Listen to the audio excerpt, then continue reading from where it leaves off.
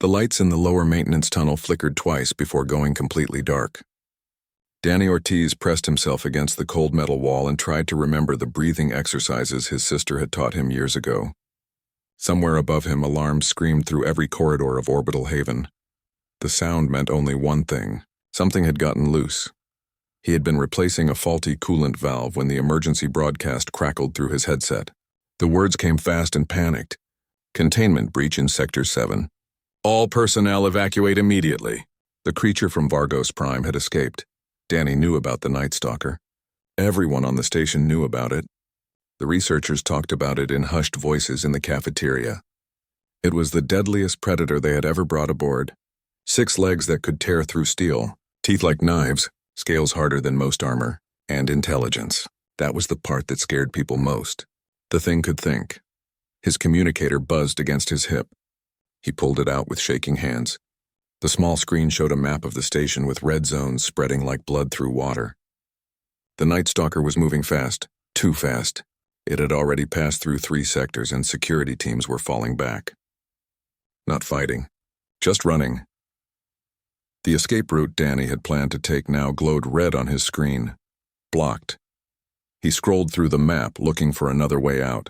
Every path that led to the emergency shelters had turned red in the last 30 seconds.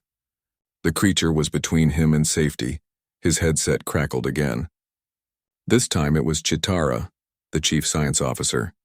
Her voice usually sounded calm and mechanical, the way most insectoid species spoke. Now it carried an edge of something close to fear. All personnel in sectors 9 through 12 find immediate shelter. Seal yourself in any room with a door. Do not attempt to run. Repeat, do not run. Danny looked around the tunnel. There were no rooms here, no doors. Just pipes and cables and dim emergency lighting that barely pushed back the shadows. He was in the guts of the station, the places where only maintenance workers went. Places without security cameras or reinforced walls. He started walking anyway, not running. Running made noise. Running made you look like prey. He had learned that a long time ago back on Earth. Before he came to space, he had worked with animals that could kill him just as easily as the Nightstalker could. Big cats that weighed more than he did. Wolves with jaws strong enough to crush bone. Bears that could break a person in half without trying hard. The trick was staying calm. Animals could smell fear. They could hear your heartbeat speed up. They knew when you were prey and when you were something else. Danny forced his breathing to slow down.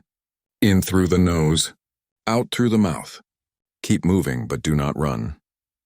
The tunnel opened into a larger chamber where multiple pipes connected to a central processing unit. The emergency lights here were brighter. Danny could see 3 different passages leading away into darkness. He checked his communicator again. The map showed the Nightstalker had stopped moving. It was close now, maybe 2 corridors away. Something metal clanged in the passage to his left. Danny turned slowly. He kept his hands at his sides. No sudden movements. Another clang, closer this time. Then he heard it. A sound like breathing, but deeper, heavier. The kind of sound that came from something big. The Nightstalker emerged from the shadows like smoke taking shape. It was bigger than Danny had imagined. The pictures and videos had not done it justice. Its scales reflected the emergency lights in a way that made it seem like it was made of liquid darkness. 6 legs moved in perfect coordination. Each one ended in claws that clicked against the metal floor. Its head was wide and flat with sensory tendrils that moved independently, tasting the air. Danny stopped breathing for a moment. Every instinct in his body screamed at him to run. His muscles tensed. His heart hammered against his ribs. But he did not move. He could hear his old supervisor's voice in his head from years ago at the animal center. The moment you run, you become prey. The moment you become prey, you die. The Nightstalker's tendrils locked onto him. Its eyes, 4 of them arranged in pairs, focused with an intensity that made Danny feel like he was being studied at a molecular level. The creature took a step forward. Then another. It was close enough now that Danny could smell it. Something like copper and earth and something else he could not name. He wanted to close his eyes, but knew that would be a mistake. Instead, he lowered his gaze slightly. Not looking away completely, but not challenging it either. Submissive, but not weak. It was a balance he had learned with wolves. Show respect without showing fear. The Nightstalker circled him slowly. Danny could feel the displacement of air as it moved, could hear the clicking of its claws, could sense the power in its body, One strike and he would be dead before he hit the ground. But the strike did not come. Instead, the creature stopped in front of him. Its tendrils reached out and touched his arm. Not grabbing, just touching, feeling, learning. Danny remained perfectly still. He had been touched by dangerous animals before. He knew the difference between aggression and curiosity. The Nightstalker made a sound, low and rumbling. It vibrated through the chamber and through Danny's chest. Then, in a movement that seemed impossible for something so large and deadly, the creature lowered itself to the ground.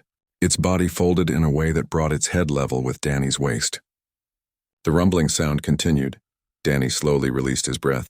His communicator was buzzing frantically against his hip, but he ignored it. The Nightstalker settled completely onto the floor beside him. The rumbling grew deeper, more rhythmic, and Danny realized with a shock that cut through his fear like light through darkness that the deadliest predator in the galaxy was purring. The security feed showed everything in perfect detail. In the command center 3 levels above, a dozen aliens from 6 different species watched their screens in absolute silence. Nobody moved. Nobody spoke. They simply stared at the impossible scene playing out in the maintenance chamber below. Chitara's compound eyes processed the image faster than most species could blink. She had spent 40 years studying predator behavior across hundreds of worlds. She had written 3 books on the subject. Universities requested her as a guest lecturer. And yet nothing in her education or experience explained what she was seeing right now. "It should have killed him already," said Ralph, the reptilian security chief. His scales had turned a pale gray, the color his species displayed during extreme stress. "Why has it not killed him?" Nobody answered because nobody had an answer. On the screen, Danny Ortiz sat down slowly beside the Nightstalker. He moved like he was underwater, every gesture careful and deliberate. The creature's tendrils followed his movement but showed no signs of aggression. When Danny finally settled against the wall, the Nightstalker shifted closer, not attacking, just adjusting its position to remain near him. "Pull up his file," Chitara said quietly. Her assistant, a young mammalian named Brell, worked the controls with trembling paws. Danny's personnel record appeared on the secondary screen. Chitara scanned through it quickly. Human. Male. 29 standard years old. Hired 8 months ago as a maintenance technician level 3. Previous employment listed as animal rehabilitation specialist on Earth. She stopped scrolling. Bring up details on his previous work. More information flooded the screen. Danny had worked for 12 years at a facility that rescued and rehabilitated large predators. Species listed included creatures called tigers, bears, wolves, and others that Chitara did not recognize. Each one was noted as potentially lethal to humans. Each one had killed members of their own species in the wild. "He worked with predators," Brell said, his voice small with realization. "Not just worked with them," Chitara corrected. She pulled up an image from Danny's file. It showed him standing beside a massive orange and black striped creature. His hand rested on its head. The creature's mouth was open, showing teeth that could easily fit around a human skull. But its eyes were half closed in what even Chitara recognized as contentment. "He befriended them." Ralph made a hissing sound that indicated disbelief. "Impossible. Those are apex predators. You cannot befriend apex predators. You can only contain them or die to them." Chitara did not respond. She was watching Danny on the screen. He had pulled out his water container and was drinking slowly. The Nightstalker watched him with all 4 eyes. When Danny finished and sealed the container, he held it out toward the creature, not offering it, just showing it. The Nightstalker's tendrils investigated the container carefully. "He is teaching it," Chitara said. The realization hit her like a physical force. "He is showing it that he means no harm, that he has resources, that he is not prey." "We need to kill it before it kills him," Ralph said. He moved toward the weapons locker. "I can get a clean shot through the ventilation shaft above that chamber. 1 plasma burst and this nightmare ends." "No." Chitara's voice cut through the room like a blade. Every head turned toward her. "We wait." "Wait for what?" "For that thing?" To remember it is a killer? Wait to see if humans understand something about predators that the rest of us do not. The room erupted in protest. Multiple voices overlapped in a dozen languages. Chitara raised her forearms for silence. When the noise died down, she continued. Humans come from a death world, a planet where apex predators and intelligent prey evolved together for millions of years. They learned to coexist in ways we never had to. Perhaps they know things we do not. She pulled up another file.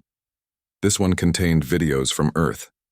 Creatures called dogs living inside human homes. Cats sleeping on human furniture. Horses carrying humans on their backs. Birds perching on human shoulders.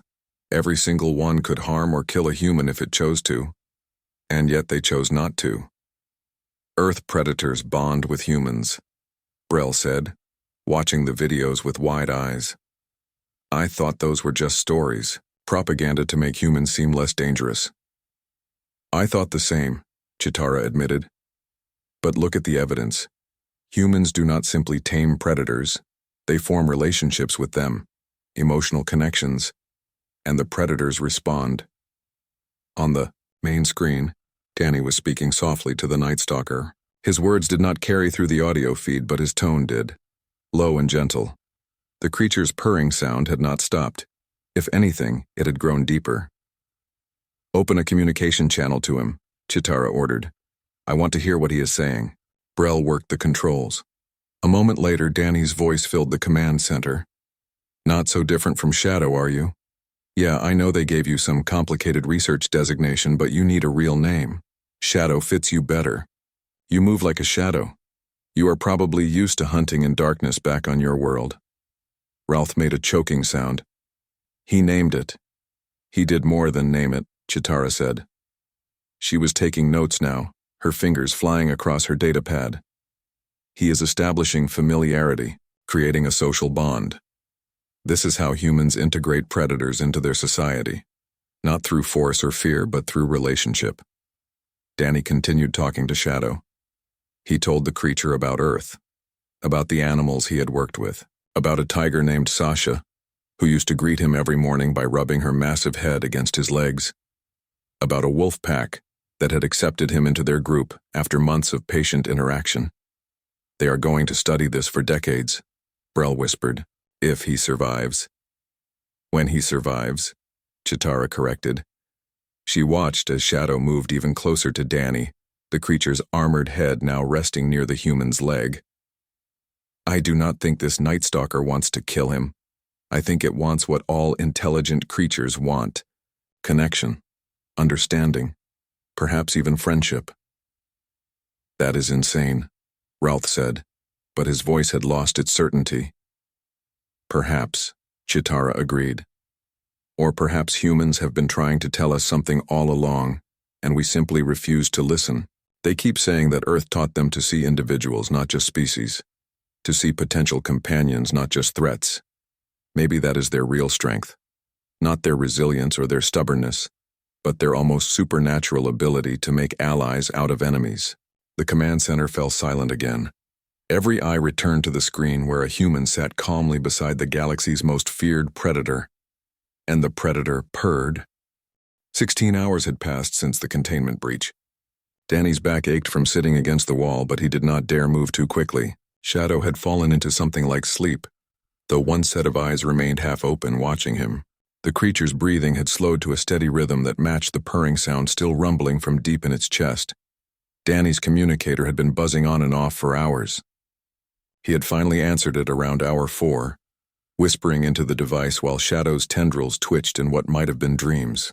Chitara had asked him 1,000 questions. He had answered as best he could while keeping his voice low and calm. Now food was coming. A small drone appeared at the entrance to the chamber, hovering carefully. It carried a container that smelled like the protein bars Danny usually ate during long shifts. The drone stopped about 10 meters away, apparently programmed not to get closer. Shadow's eyes opened fully. All 4 of them locked onto the drone with predatory focus. The purring stopped. Danny felt the creature's muscles tense beneath its scales. Easy, Danny said softly. He placed his hand on Shadow's neck, feeling the heat radiating from its body. That is food, just food. Not a threat. Shadow's head turned toward him. The tendrils waved slowly, tasting his scent again. Danny kept his hand steady on the creature's neck. After a long moment, Shadow relaxed slightly. Good, Danny murmured. He slowly pulled his hand back and made a staying gesture, palm down. It was the same signal he had used with dogs and wolves. Stay, wait. He had no idea if Shadow would understand, but it was worth trying. He stood up slowly. His legs had gone numb from sitting so long, and he had to lean against the wall until feeling returned. Shadow watched him but did not move. Danny took a careful step toward the drone. Then another. Shadow's tendrils tracked him, but the creature remained where it was. When Danny reached the drone, he took the container and waved the small machine away. It retreated quickly, disappearing back into the tunnel it had come from. Danny opened the container.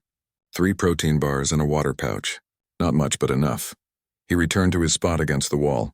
Shadow had not moved except to follow him with its eyes. When Danny sat down again, the creature shifted closer, its purring resuming. Danny unwrapped one of the protein bars and took a bite. It tasted like cardboard and artificial flavoring, but his stomach was grateful for it. Shadow's attention fixed on the food. Not in an aggressive way, more like curiosity. Danny had seen the same look in rehabilitated animals back on Earth. Interest without threat. He broke off a small piece of the protein bar and held it out on his palm. Want to try? He asked. His voice stayed level and friendly. It does not taste great, but it will keep you alive. Shadow's tendrils extended toward his hand. They touched the piece of protein bar gently, almost delicately. Then the creature's mouth opened slightly and a narrow tongue, dark purple and surprisingly dexterous, took the food from Danny's palm. Shadow pulled back and worked the food around in its mouth for a moment before swallowing. The purring grew louder. Danny smiled despite everything, despite being trapped in a maintenance tunnel with a creature that could kill him before he could blink, despite the entire station being in lockdown because of the thing sitting next to him. Despite not knowing if he would survive the next hour, he smiled because Shadow had accepted food from him. You like that, huh? Danny broke off another piece. This time Shadow took it more quickly, the tongue barely brushing against his palm. We are making progress, you and me. Through his communicator, Danny heard Chitara's voice. She had been recording everything. Now she sounded like she might be crying, though Danny was not sure insectoid species could cry. This is remarkable. Absolutely remarkable. In 40 years of studying predator behavior, I have never seen anything like this. It is not that special, Danny said quietly, feeding Shadow another piece. This is just what happens when you stop treating animals like monsters and start treating them like individuals. But the Nightstalker species has been classified as impossible to domesticate. Chitara protested. Every attempt has ended in death. That is because everyone tried to dominate them, Danny explained. He had been thinking about this for hours. You cannot dominate an apex predator. They are too smart for that, too proud. But you can befriend one. You can show it respect. You can prove that you are not a threat and not prey. You can be something new, something it has never encountered before. He finished the first protein bar and started on the second. Shadow watched with intense interest. Danny broke off pieces and offered them. The creature accepted each one with that same careful gentleness. By the time the second bar was gone, Shadow had moved close enough that its body pressed against Danny's side. The weight was substantial. Easily 300 pounds of muscle and armor and teeth. Danny could feel the creature's heartbeat through its scales, steady and strong. The purring vibrated through his entire body. Back on Earth, Danny said, speaking as much to himself as to anyone listening through the communicator. We learned something important. Predators are not evil. They are not monsters. They are just animals trying to survive in a dangerous world, same as us. And when you remember that, when you treat them with respect and patience, amazing things can happen. He reached out slowly and placed his hand on Shadow's head. The scales felt smooth and warm. Shadow did not pull away. Instead, the creature leaned into the touch slightly, the way a cat might, the way Sasha the tiger used to. You are far from home, Danny said softly. Probably scared. Definitely confused. Everyone here treats you like a weapon or a specimen. Nobody has treated you like a living being with thoughts and feelings. But I get it. I understand. Shadow's purring deepened. One of its tendrils wrapped loosely around Danny's wrist. Not restraining, just holding, just connecting. Through the communicator, Chitara's voice came again. Danny, the station council wants to meet with you. They want to discuss what happens next. Tell them I am a bit busy right now, Danny replied. He did not take his hand off Shadow's head. But you can tell them this. If they try to kill Shadow, they will have to kill me first. The silence that followed told Danny that his message had been received. The council chamber had never been this full. Representatives from every species on the station crowded around the circular table. Screens on the walls showed Danny and Shadow in the maintenance chamber, now on day 3 of their strange partnership. Additional screens displayed data, incident reports, and communication logs from across the galaxy. Word had spread fast. The story of a human befriending a Nightstalker had reached every corner of civilized space within hours. News organizations were broadcasting it. Scientists were debating it, and the station was receiving hundreds of messages from governments, universities, and private citizens, all demanding information. Chitara stood at the center of the room, her datapad projecting images into the air above the table. The situation is stable, she began. Danny Ortiz has been with the Nightstalker for 73 hours without incident. The creature, which he has named Shadow, shows no signs of aggression. In fact, it displays behavior consistent with social bonding. Social bonding, Ralph repeated. The security chief had not slept in 3 days, and it showed in the dark patches under his eyes.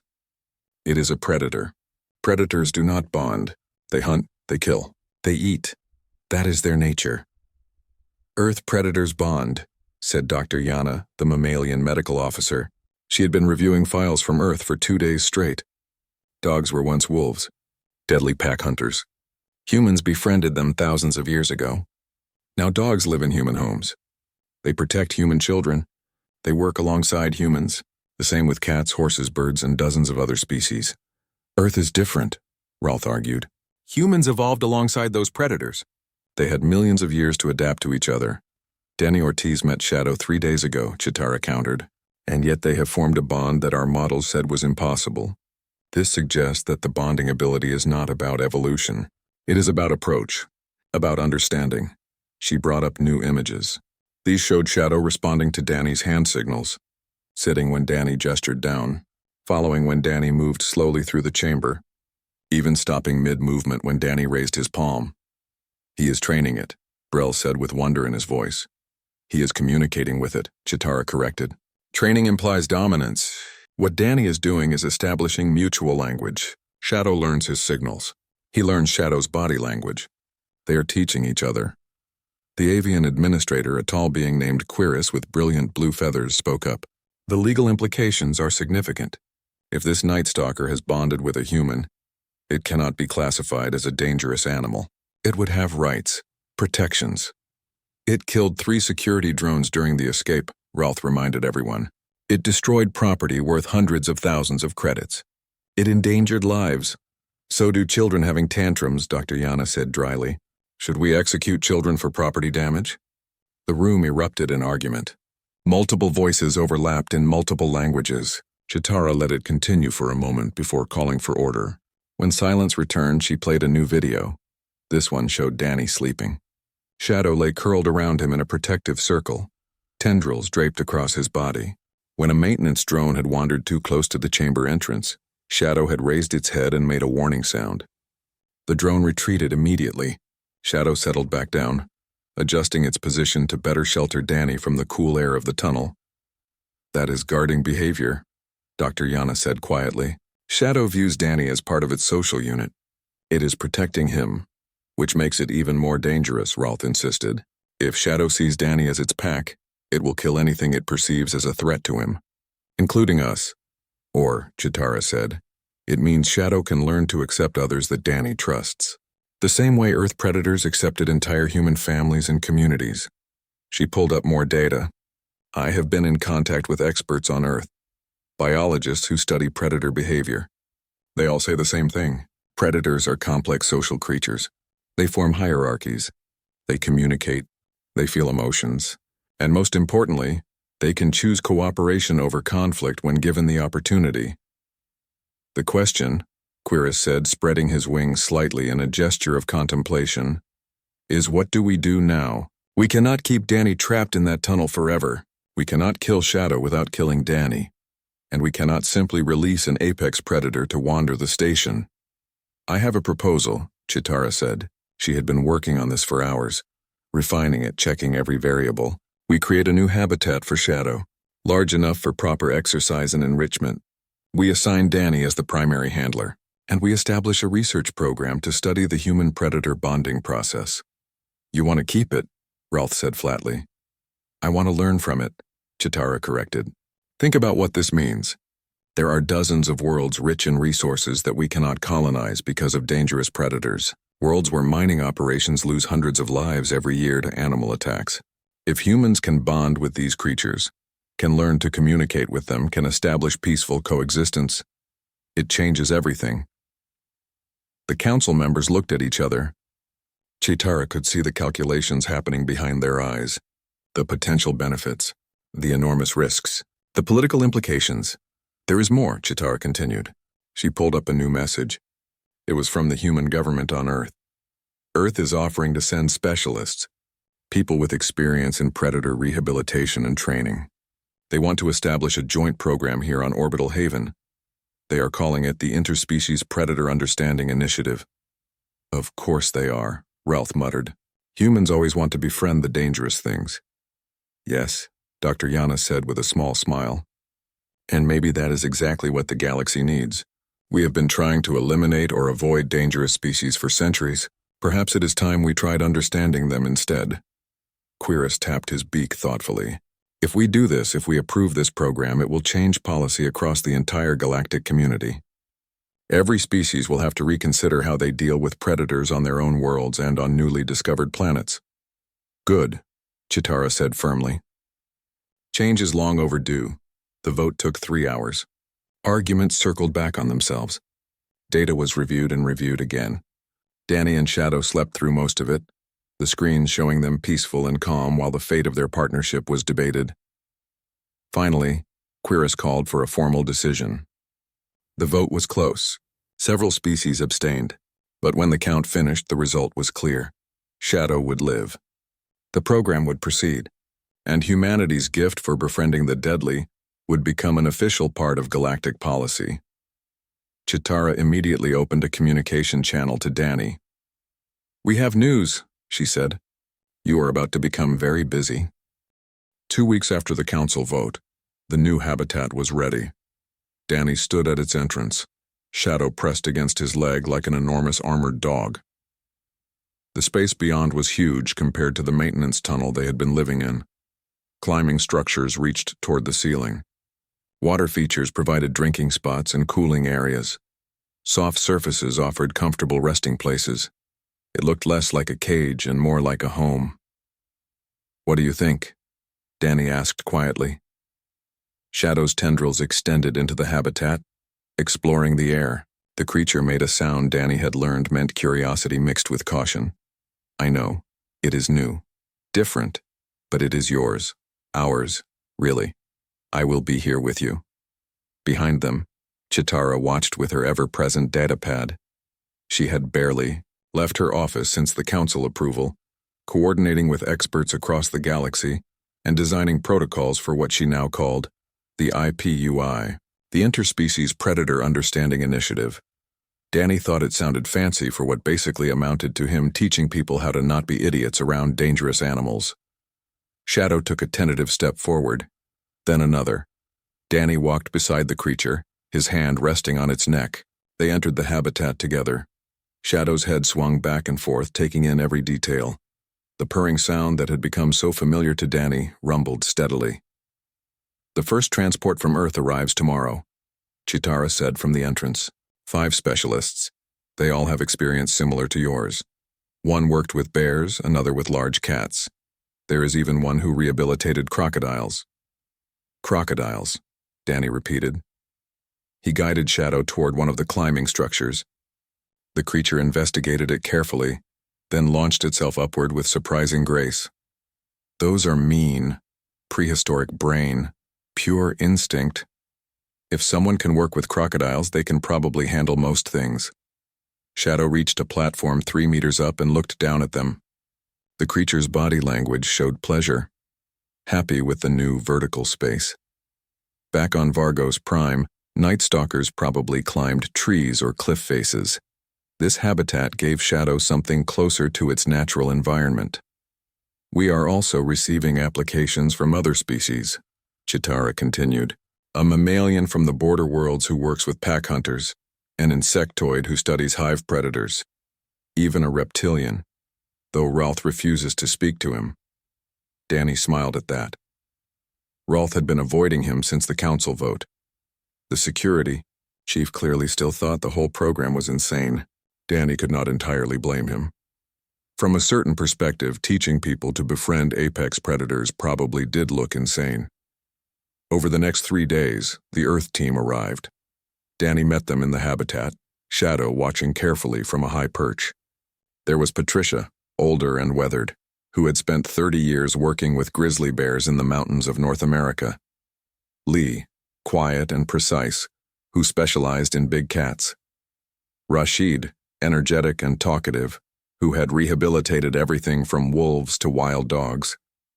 Anna, serious and focused, who worked with marine predators including sharks and crocodiles. And Timothy, young but experienced with birds of prey. So that is a Nightstalker, Patricia said, studying Shadow with the practiced eye of someone who had dealt with dangerous animals her whole life. Bigger than the photo suggested. Shadow, Danny corrected gently. The creature's name is Shadow. Patricia nodded. Shadow, right. First rule of working with predators. They are individuals, not specimens. Second rule, Lee added, his eyes tracking Shadow's movement. Never treat them like pets. Respect first. Always respect. Shadow descended from the perch slowly. The creature's attention fixed on the newcomers. Danny could feel the tension in his own shoulders. This was the real test. Shadow had bonded with him. But could the creature learn to accept others? Stay calm, Danny instructed. Let Shadow approach you. Do not reach out. Do not make direct eye contact. Just be present. The team followed his instructions perfectly. They had all done this before with Earth predators. The principles were the same even if the species was different. Shadow circled the group slowly, tendrils extended, gathering information. The purring had stopped, but there was no aggression in the creature's body language. Just assessment. Shadow paused in front of Patricia. The two beings studied each other. Then Patricia did something that made Danny's heart stop. She slowly lowered herself to one knee, bringing her head below Shadow's eye level. Submission without weakness. Respect without fear. Shadow's tendril touched Patricia's shoulder. Gentle. Curious. The creature's purring resumed. Hello, Shadow, Patricia said softly. I am glad to meet you. Over the following week, they established routines. Morning sessions where Danny and the team worked with Shadow on communication signals. Afternoon enrichment activities where they introduced puzzles and challenges for the creature to solve. Evening sessions where they simply existed together in the habitat, letting Shadow become comfortable with multiple humans. The creature's intelligence became obvious quickly. Shadow learned new signals within days. The Nightstalker understood cause and effect, could plan several steps ahead, and showed clear signs of emotional complexity. Joy when solving puzzles, frustration when something did not work, affection toward the humans who treated it with respect. Other species began observing the sessions. Chitara gave lectures on what they were learning. The data accumulated rapidly. Shadow was not an exception. The creature was simply the first Nightstalker to be given the opportunity to be something other than a monster. A month into the program, Chitara approached Danny with news. We have been contacted by a mining company. They operate on a world called Forge. It has massive mineral deposits but also massive predators. They lose dozens of workers every year. They want to know if we can help. Danny looked at Shadow, who was playing a game with Timothy involving hiding treats around the habitat. The creature moved with confidence now. Happy. Secure. You want us to go to Forge and try to establish relationships with the predators there. I want you to show the galaxy that there is another way, Chitara said. You and your team. Humans who understand that dangerous does not mean evil, that predators can be partners instead of enemies. It will be risky, Danny warned. Everything worth doing is risky, Chitara replied. But look at what you have accomplished. A creature that was supposed to be impossible to approach now plays games and responds to commands. If you can do that here, you can do it anywhere. Shadow bounded over to them, tendrils waving happily. The creature had found all the hidden treats and wanted acknowledgement. Danny scratched behind Shadow's head ridges, the spot that made the purring loudest. What do you think, Shadow? Ready for an adventure? The Nightstalker's purring deepened, and somehow Danny knew the answer was yes. Forge lived up to its name. The planet's surface glowed with volcanic heat and the air tasted like metal and sulfur. Danny and his team stood on the landing platform of the mining colony, watching Shadow explore the new environment with obvious excitement. The heat did not bother the Nightstalker. If anything, Shadow seemed more energized here than on the climate-controlled station. The predators here are called furnace hounds, explained the colony administrator, a stocky mammalian named Gorvin. His fur was singed in several places, evidence of close calls. They hunt in packs. Smart, fast, they can sense heat signatures through rock. We lose people every month? Patricia studied the landscape through viewing lenses. Dark shapes moved in the distance, visible only as ripples of heat against the already scorching background. How many in a typical pack? 5 to 7, Gorvin replied. The alpha is always largest, aggressive. They test our perimeter defenses constantly. Sounds like wolves, Rashid murmured. Pack structure, hierarchy. That is actually good news. Pack animals understand social dynamics. Good news? Gorvin's ears flattened against his skull. Those things have killed 47 of my people in 2 years. How is that good news? Because pack animals can learn, Danny explained. He was watching Shadow, who had gone very still. The Nightstalker's tendrils pointed toward the distant heat ripples. They communicate. They have rules. They understand boundaries. We just need to speak their language. Over the next week, the team established a base camp outside the colony's perimeter. They brought minimal technology. No weapons except emergency stun devices that everyone hoped they would not need. Instead, they brought food. Strong-smelling, protein-rich food designed to attract predators. Shadow adapted to the role of intermediary naturally. The Nightstalker was an apex predator from another death world. When the first furnace hounds approached the camp, they recognized Shadow as something powerful, something that demanded respect. Danny watched through the observation equipment as 3 furnace hounds circled their position. They looked like scaled dogs built from volcanic rock, their bodies radiating heat so intense it distorted the air around them. Their eyes glowed orange. Their teeth could probably bite through steel. Shadow stood at the edge of camp, body language neutral. Not aggressive, not submissive, simply present. The lead furnace hound, larger than the others, approached slowly. The 2 predators studied each other. This is either going to work or we are about to watch Shadow fight 3 furnace hounds, Lee said quietly. It will work, Danny said, though his heart hammered against his ribs. Shadow knows what to do. The lead furnace hound made a sound like rocks grinding together. Shadow responded with a low rumble. Not the purr Shadow made for humans. Something different. Something primal. The 2 predators circled each other once, twice. Then the furnace hound lowered its head slightly.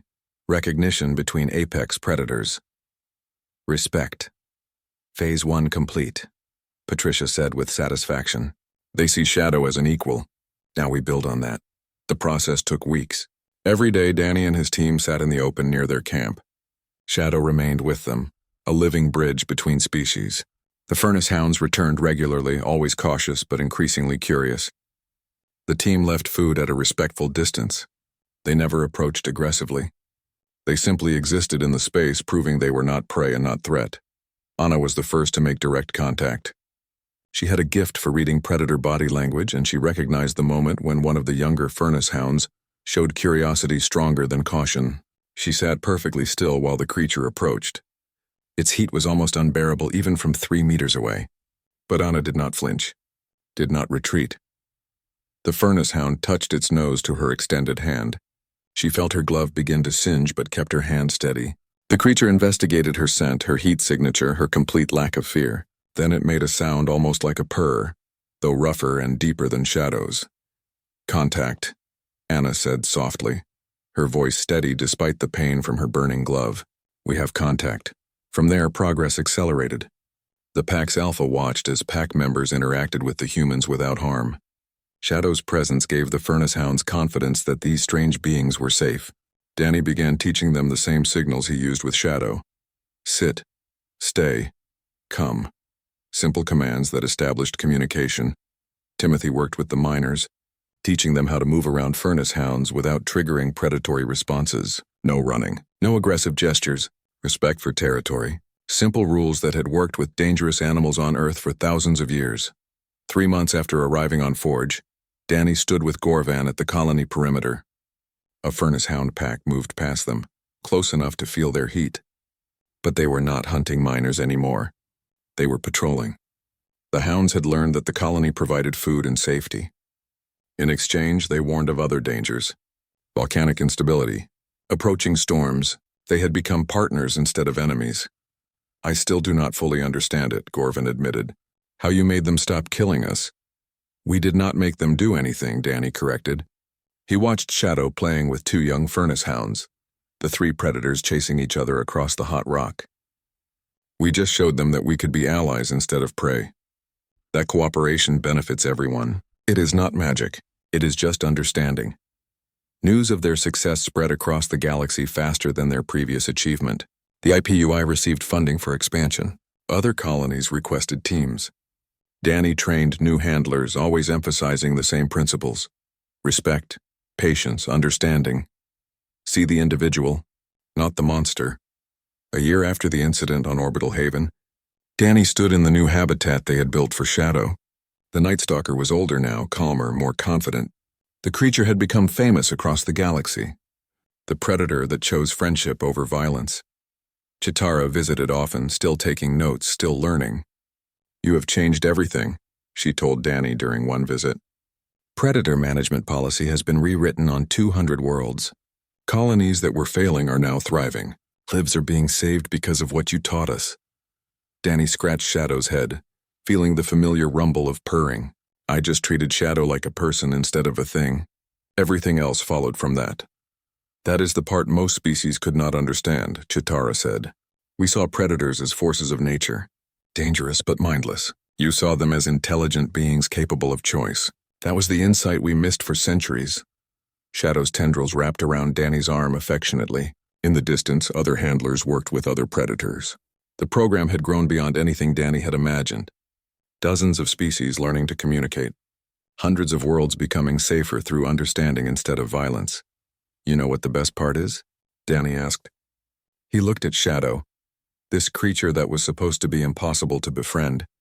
Every time we make a connection like this, every time we turn an enemy into an ally, we prove that the galaxy does not have to be about fear and conflict. It can be about cooperation, about finding common ground even with beings completely different from us. Shadow purred louder, as if agreeing.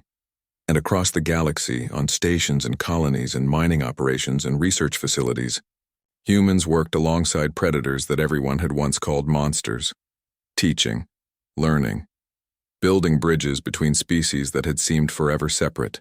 The universe was still dangerous. It would always be dangerous. But now there was another option, another path forward, and it had started with a simple act of trust in a dark maintenance tunnel. When a human refused to run and a predator chose not to kill. Sometimes, Danny thought, the most powerful weapon was not violence at all. It was the stubborn, foolish, wonderful human belief that anything could be a friend if you just gave it the chance.